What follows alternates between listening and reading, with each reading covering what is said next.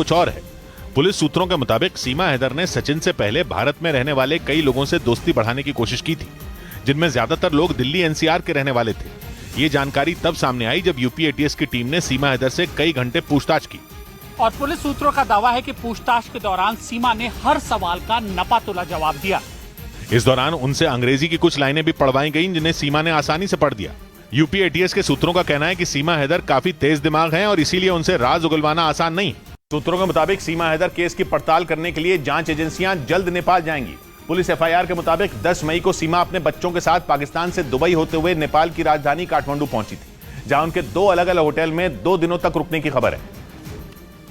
और सूत्रों के मुताबिक सीमा बिहार के सीतामढ़ी बॉर्डर से होती हुई भारत में दाखिल हुई थी, लेकिन जांच एजेंसियों को यह बात खटक रही है कि सीमा ने भारत में एंट्री कैसे की, क्योंकि सीमा और उनके बच्चों के पास नेपाल का टूरिस्ट वीजा था। और इसी वजह से जांच एजेंसियों ने सीमा पर तैनात एसएसबी यानी सशस्त्र सीमा बल से रिपोर्ट मांगी, ताकि ये पता लगाया जा सके कि ये कोई चूक थी या कोई सोची समझी साजिश।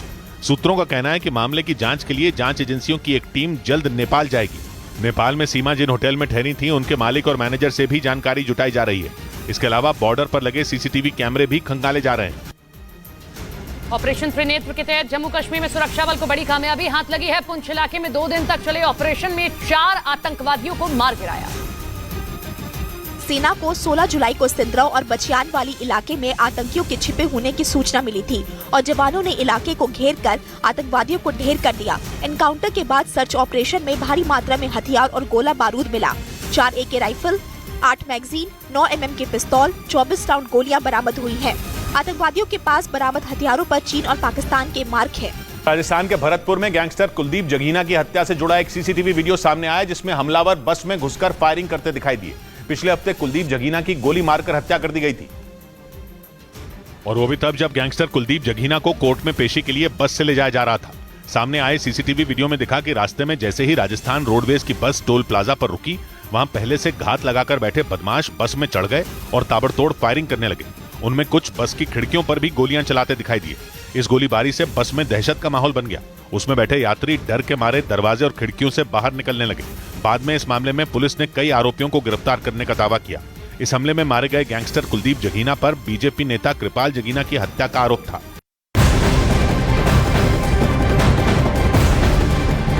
और यूपी के बुलंदशहर में गंगा नदी का रौद्र रूप देखने को मिला है। गंगा नदी के तेज बहाव की वजह से किनारों पर तेजी से अब कटान हो रहा है, जिसकी वजह से उसमें कई पेड़ समा गए हैं। प्रशासन ने गंगा में उफान को देखते हुए अलर्ट जारी कर दिया है। तो वहीं रामघाट इलाके में रहने वाले लोगों में दहशत बनी हुई है।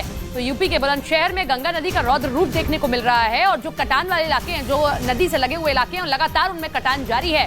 आसपास के इलाकों में अलर्ट जारी कर दिया गया प्रशासन द्वारा, ताकि उन इलाकों को जल्द से जल्द खाली कर दिया जाए।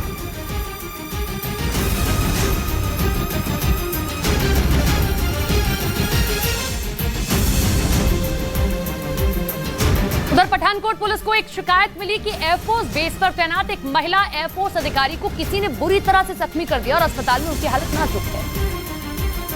इस पर पुलिस ने जांच शुरू की तो सीसीटीवी खंगालने में एक शख्स पर शक हुआ, जिसकी पहचान एयरफोर्स मेस में काम करने वाले सेवादार के रूप में हुई है। उसे हिरासत में लिया गया तो उसने जुर्म कबूल कर लिया। ਜਦੋਂ ਉਹਨੂੰ ਅਸੀਂ ਲੈ ਕੇ ਆਏ ਆ ਤੇ ਉਹਨੇ ਜਿਹੜਾ ਆਪਣਾ ਕਨਫੈਸ਼ਨ ਕਰ ਲਿਆ ਵੀ ਠੀਕ ਹੈ, ਜਿਹੜਾ ਮੈਂ ਇੰਜਰੀ ਕੀਤੀ ਹੈ ਤੇ ਉਹਨੂੰ ਮੌਕੇ ਤੋਂ ਅਰੈਸਟ कर लिया। जख्मी महिला अफसर को चंडीगढ़ के लिए रेफर किया गया, जहां उनका इलाज चल रहा है। हालांकि घटना क्यों हुई और कैसे हुई, इस बारे में अभी तक कुछ सामने नहीं आया है। जम्मू कश्मीर में आतंकियों के मददगारों के ठिकानों पर ताबड़तोड़ छापेमारी की गई। SIA यानी स्टेट इन्वेस्टिगेशन एजेंसी के मुताबिक ये छापेमारी टारगेट किलिंग की जांच को लेकर की गई। इस दौरान लश्कर तैयबा से जुड़े 3 आतंकवादियों के घरों की भी तलाशी ली गई और उनके मददगारों के ठिकानों पर भी खोजबीन की गई। जम्मू कश्मीर में ये छापेमारी शोपियां, कुलगाम और अनंतनाग जिलों में कुल 10 जगहों पर की गई। इस दौरान लश्कर तैयबा के 3 आतंकियों से जुड़े घरों की भी तलाशी ली गई। राज्य की जांच एजेंसी SIA के मुताबिक ये छापेमारी टारगेट किलिंग और पुलवामा में बैंक के गार्ड संजय शर्मा की हत्या की जांच से जुड़ी थी। संजय शर्मा की हत्या फरवरी महीने में आतंकियों ने गोली मारकर कर दी थी। SIA यानी स्टेट इन्वेस्टिगेशन एजेंसी की यह कार्रवाई खुफिया सूचना के आधार पर की गई।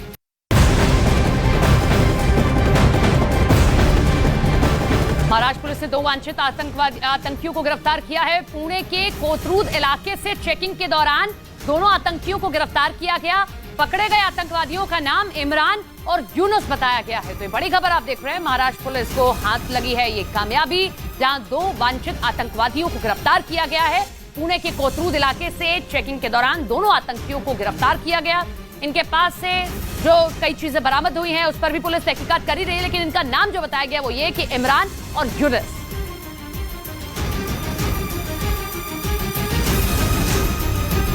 इधर हिमाचल प्रदेश के शिमला में एक रेस्टोरेंट में मंगलवार शाम को अचानक बहुत बड़ा धमाका होता है। धमाका इतना जोरदार था कि शहर में कई जगह उसके झटके महसूस किए गए। ये धमाका शाम 7:20 पर हुआ, जिसमें एक आदमी की मौत हुई और 9 लोगों के घायल होने की खबर है। धमाके के वक्त वहां मौजूद लोग सन्न रह गए। चेकिंग में जैसे ब्लास्ट हुआ, पता नहीं लगा क्या हुआ, 5 मिनट तक यही पता नहीं लगा कि कौन से डिपार्टमेंट हुआ। शिमला के मॉल रोड में एक रेस्टोरेंट में धमाका हुआ। धमाके के बारे में बताया जा रहा है कि गैस सिलेंडर फटने से विस्फोट हुआ, लेकिन कुछ लोग कह रहे हैं कि एसी का कंप्रेसर फटने से जोरदार धमाका हुआ। कंप्रेसर फटा है, एसी का कंप्रेसर फटा है। अच्छा। और एक बंदा बोलते हैं दुकान के अंदर सीधे बाहर को कुछ हुआ है। तुरंत राहत और बचाव कार्य के लिए कर्मी वहां पहुंच गए। धमाके के बाद आसपास की करीब 7 दुकानें ध्वस्त हो चुकी हैं, जिसके लिए सरकार से मुआवजे की मांग हो रही है।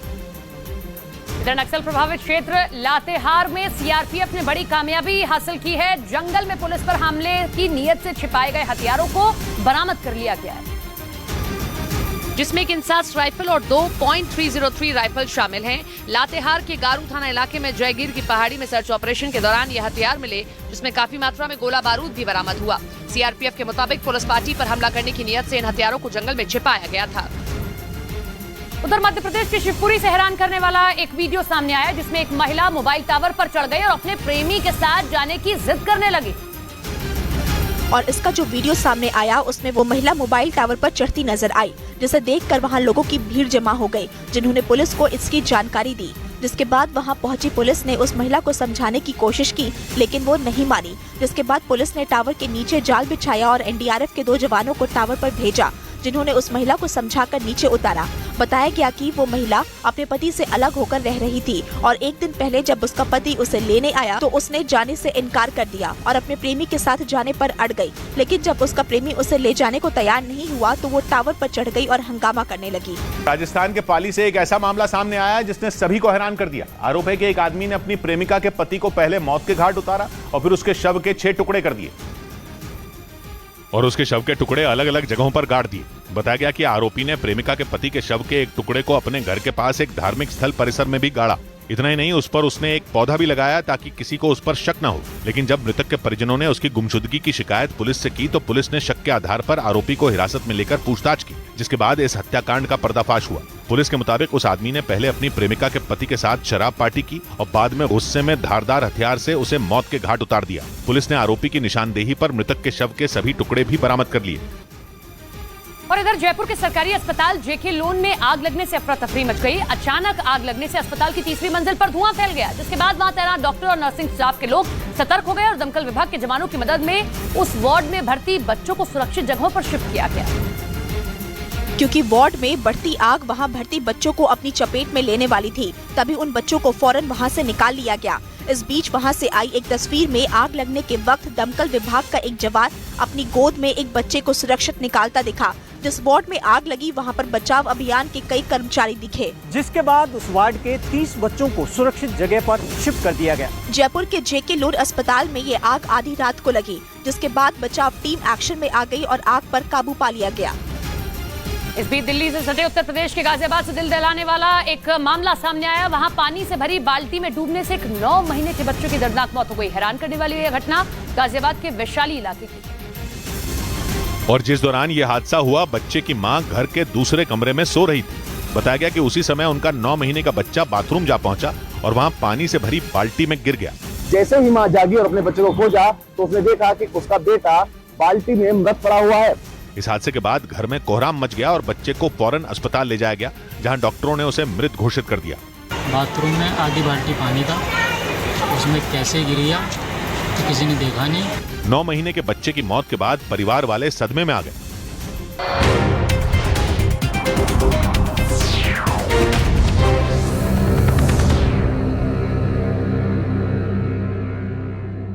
एल बोल गए थे। बीजेपी ने वही वीडियो ट्वीट कर दिया। That is INDIL। बीजेपी ने विपक्ष पर तंज कसते हुए यह भी लिखा कि जिस इंडिया को दुनिया भर में बदनाम करते फिरते हैं, आखिर में उसके नाम का ही सहारा लेना पड़ा। दूसरी तरफ सुशील मोदी ने ट्वीट कर लिखा कि इंडिया का मुकाबला एनडीए का भारत करेगा। इस बीच सूत्रों ने बताया कि नीतीश कुमार को विपक्षी गठबंधन का नया नाम पसंद नहीं आया, क्योंकि बैठक में उन्होंने तर्क दिया इंडिया यानी Indian national developmental inclusive alliance NDA की तरह सुनाई देता है। सूत्रों ने बताया कि नए नाम पर उन्होंने बेमन से सहमति जताई, क्योंकि राहुल ने उन्हें समझाया और इंडिया यानी Indian national developmental inclusive alliance के पीछे का मतलब समझाया। सूत्रों ने बताया कि राहुल गांधी ने प्रेस कॉन्फ्रेंस में वही कहा जो उन्होंने बैठक में नीतीश से कहा था। Indian national developmental inclusive alliance मतलब इंडिया। लेकिन खबर उड़ी कि नीतीश ने राहुल की बात पूरे मन से नहीं मानी, क्योंकि वो विपक्षी गठबंधन के नाम से नाखुश थे, क्योंकि उन्हें लगा कि ये नया नाम एनडीए जैसा सुनाई देता है। वहीं नाम तय होते ही ऐलान कर दिया गया कि विपक्ष की अगली बैठक मुंबई में होगी, जहां 11 सदस्यों वाली एक कोऑर्डिनेशन कमेटी बनाई जाएगी और कमेटी में शामिल होने वाले सदस्यों के नाम भी मुंबई में ही बताए जाएंगे। यानी पहली बैठक पटना में और दूसरी बैठक बेंगलुरु में होने के बाद अगला नंबर मुंबई का है, जहां विपक्ष आगे की रणनीति तय करेगा। मतलब वो राज्य जहां कुछ दिन पहले महाविकास आघाड़ी को बीजेपी ने जोरदार झटका दिया और विपक्षी एकता की अगुवाई करने वाले शरद पवार के भतीजे को एनडीए में खींच लिया। विपक्ष की बैठक खत्म होने के बाद खड़गे ने ऐलान किया कि 2024 के चुनाव की विपक्ष की तैयारी का अगला पड़ाव मुंबई होगा, जहां कोऑर्डिनेशन कमेटी पर चर्चा होगी और तय किया जाएगा कि कमेटी के 11 सदस्य कौन कौन होंगे। हालांकि मुंबई की बैठक की तारीख का ऐलान बाकी है। लेकिन इससे पहले बेंगलुरु में हुई विपक्ष की प्रेस कॉन्फ्रेंस में नीतीश कुमार और लालू प्रसाद यादव की गैर मौजूदगी पर बीजेपी ने सवाल उठा दिया, क्योंकि पटना में हुई बैठक में नीतीश कुमार और लालू प्रसाद यादव शामिल हुए थे, लेकिन इस बार दोनों उस प्रेस कॉन्फ्रेंस का हिस्सा नहीं बने और बेंगलुरु में विपक्ष की बैठक खत्म होने के बाद प्रेस कॉन्फ्रेंस में शामिल हुए बिना वहां से निकल गए, जिस पर बीजेपी नेता सुशील कुमार मोदी ने सवाल उठा दिया। उन्होंने अपने ट्वीट में सवाल पूछा कि नीतीश और लालू प्रसाद यादव संयोजक नहीं बनाए जाने पर नाराज तो नहीं, क्योंकि पटना की बैठक में दोनों ने पूरे जोश से हिस्सा लिया था, लेकिन इस बार ऐसा नहीं हुआ। उल्टा केवल मल्लिकार्जुन खड़गे, राहुल गांधी, उद्धव ठाकरे, अरविंद केजरीवाल और ममता बनर्जी को ही बोलने का मौका मिला। India NDA can you challenge India, Bhajpa can you challenge India. यानी बेंगलुरु की बैठक में शामिल तो विपक्ष के 26 नेता हुए, लेकिन बैठक के बाद कुछ नेताओं ने ही अपनी बात रखी, जिनमें लालू प्रसाद यादव और नीतीश कुमार का नाम शामिल नहीं रहा। यही नहीं, बैठक के बाद प्रेस कॉन्फ्रेंस में शरद पवार को भी बोलने का मौका नहीं मिला, जबकि वो मंच पर ही मौजूद थे। पटना और बेंगलुरु में विपक्ष की बैठक के बीच शरद पवार को लेकर जबरदस्त उठापटक हुई, क्योंकि अजीत पवार और प्रफुल्ल पटेल समेत उनकी पार्टी के कई विधायक बीजेपी और शिंदे गुट वाली शिवसेना के साथ चले गए। यही नहीं, अजीत पवार तो महाराष्ट्र के डिप्टी सीएम तक बन गए। और एनसीपी में इसी सियासी उठापटक के बीच शरद पवार बेंगलुरु में विपक्ष की बैठक में शामिल हुए। वो प्रेस कॉन्फ्रेंस का भी हिस्सा बने। खड़गे, ममता, केजरीवाल और राहुल के भाषण के दौरान मंच पर वो मौजूद भी रहे, लेकिन उन्हें वहां से भाषण देने का मौका नहीं मिला, जबकि पटना की प्रेस कॉन्फ्रेंस में शरद पवार ने अपनी बात रखी थी।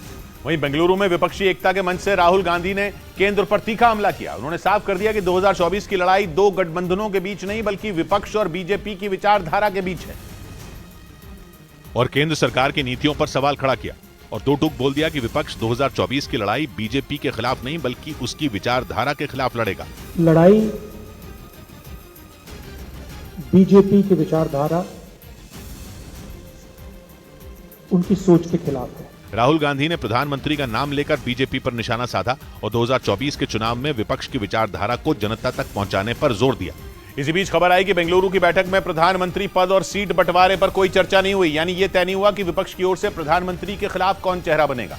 इस बारे में प्रेस कॉन्फ्रेंस में भी किसी नेता ने कोई बात नहीं की और विपक्ष की ओर से प्रधानमंत्री पद के उम्मीदवार और सीट बंटवारे का कोई जिक्र नहीं किया, जिसके बाद अटकलें लगी कि इस मुद्दे पर पेच फंसा हुआ है। हालांकि सूत्र बता रहे हैं कि विपक्ष बीजेपी के देश भर में हर उम्मीदवार के खिलाफ अपना एक उम्मीदवार खड़ा करने के फॉर्मूले पर काम कर रहा है। हालांकि इसकी सही रूपरेखा तय नहीं हो पाई। यही नहीं, बेंगलुरु में केवल ये ऐलान किया गया कि मुंबई में होने वाली बैठक में कोऑर्डिनेशन कमेटी बनाई जाएगी, यानी विपक्ष सीट शेयरिंग और पीएम पद के उम्मीदवार पर बात करने से बचता नजर आया। इधर उत्तराखंड के उत्तरकाशी जिले में लगातार हो रही बारिश की वजह से पहाड़ खिसकने की एक खौफनाक तस्वीर सामने आई, जिसमें गंगोत्री हाईवे पर मनेरी के पास सामान ढोने वाली एक छोटी गाड़ी अचानक मलबा आने की वजह से गहरी खाई में गिर गई। हालांकि उस गाड़ी के ड्राइवर की जान बाल बाल बच गई। वहां मौजूद किसी शख्स ने इस खौफनाक घटना को अपने मोबाइल कैमरे में रिकॉर्ड कर लिया। हादसे के वक्त वहां मौजूद लोगों ने बताया कि बारिश की वजह से गंगोत्री हाईवे पर मलबा आने लगा। सभी लोग जहां थे वहीं रुक गए, लेकिन सामान ढोने वाली इस छोटी गाड़ी का ड्राइवर मलबे को पार करके वहां से जाने की कोशिश करने लगा, लेकिन मलबे में उसकी गाड़ी फंस गई और सड़क के बिल्कुल किनारे पर पहुंच गई, जिसके बाद पहाड़ से पानी के साथ इतनी तेजी से मलबा आया कि उसने एक ही झटके में गाड़ी को नीचे धकेल दिया और वो पलटते हुए गहरी खाई में जा गिरी। गनीमत ये रही कि हादसे से पहले गाड़ी का ड्राइवर उससे निकल गया, जिससे उसकी जान बच गई। लेकिन बारिश के बाद उत्तरकाशी जिले में पहाड़ से मलबा आने का सिलसिला लगातार जारी है। गंगोत्री हाईवे पर एक और जगह पहाड़ से गिरते मलबे ने लोगों में दहशत पैदा कर दी। बारिश के बाद पहाड़ से पानी की तेज धारा के साथ कीचड़ और पत्थर हाईवे पर गिरने लगे, जिसकी डरा देने वाली एक तस्वीर सामने आई, जिसमें गंगोत्री हाईवे पर पहाड़ी से झरने की तरह पानी और कीचड़ नीचे आता नजर आया।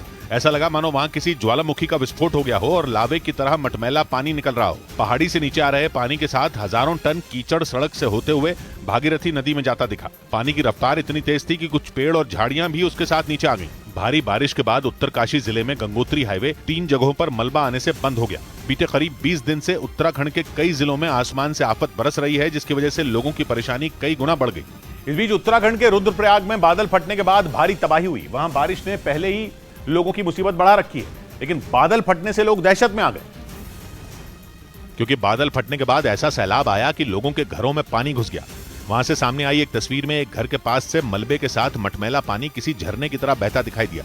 बादल फटने के बाद वहां ऐसा सैलाब आया कि एक होटल के 5 कमरे ढह गए, जिसके मलबे में 2 लड़के दब गए। हालांकि उन्हें बाद में सुरक्षित निकाल लिया गया, लेकिन उस होटल का मलबा सड़क पर इकट्ठा हो गया, जिसमें एक गाड़ी फंस गई। भारी बारिश की वजह से पहले ही उत्तराखंड की कई नदियां उफान पर हैं, लेकिन वहां कई जगहों पर बादल फटने के कारण लोग डर के साए में जीने को मजबूर हैं। वहीं उत्तराखंड के पौड़ी में श्रीनगर डैम से पानी छोड़े जाने की वजह से अलकनंदा नदी का जलस्तर बढ़ गया, जिसके बाद प्रशासन ने लोगों से नदी से दूर रहने की अपील की, क्योंकि अलकनंदा नदी खतरे के निशान को पार कर गई। बताया गया कि पौड़ी में अलकनंदा नदी पर बने श्रीनगर डैम से करीब 3000 क्यूसेक पानी छोड़ा गया, जिससे नदी का जलस्तर अचानक बढ़ गया। वहां से सामने आए वीडियो में नदी उफनाती नजर आई। घाट पूरी तरह पानी में डूबे दिखे। वहीं घाट पर बने मंदिर भी पानी में समा गए। नदी का जलस्तर बढ़ने की वजह से वहां पुलिस तैनात कर दी गई और लोगों से घाट से दूर रहने की अपील की गई। और उत्तराखंड के कई जिलों में भारी बारिश के अलर्ट ने लोगों को खौफ से भर दिया। वहां मानसून पहले ही आफत बनकर बरस रहा है, जिसकी वजह से राज्य के ज्यादातर नदी और नाले उफान पर आ गए। और इस दौरान जमीन धंसने और पहाड़ खिसकने की घटनाओं ने लोगों की मुसीबतें कई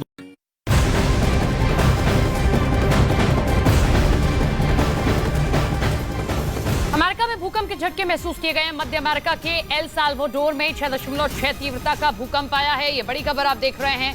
अमेरिका में कई इलाकों में तेज भूकंप के झटके महसूस किए गए और रिक्टर स्केल पर इस भूकंप की तीव्रता 6.6 मापी गई है।